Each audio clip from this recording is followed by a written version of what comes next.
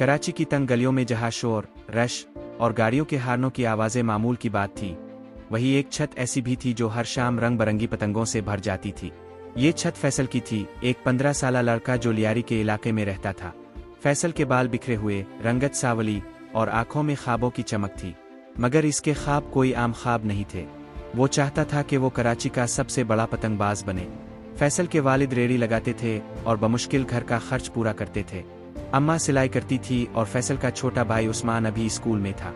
फैसल खुद भी स्कूल जाता था, लेकिन दोपहर होते ही वो किताबें रखकर छत पर चला जाता, जहाँ इसका असल इश्क पतंगबाजी इसका इंतज़ार करता। कराची की हवाएं फैसल की सहेली बन चुकी थी। वो उनसे बात करता, उनके रुख पहचानता और पतंग को ऊपर ले जाने के लिए उनका सहारा लेता। इसकी दौड़ खास होती थी, बारीक मगर मजबूत, जिसे वो खुद मांझा करता था। वो गिल्ली के दूसरे बच्चों से अलग था।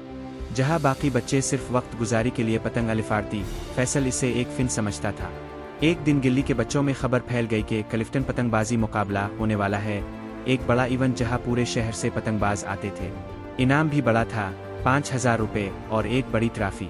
फैसल के दिल में एक चिंगारी सी भड़क उठी, लेकिन मसला ये था कि वहाँ शामिल होने के लिए एक बड़ी और मजबूत पतंग और महंगी दौर की ज़रूरत थी, जो फैसल के बस में ना थी। अम्मा ने जब इसका ख्वाब सुना तो चुप हो गईं।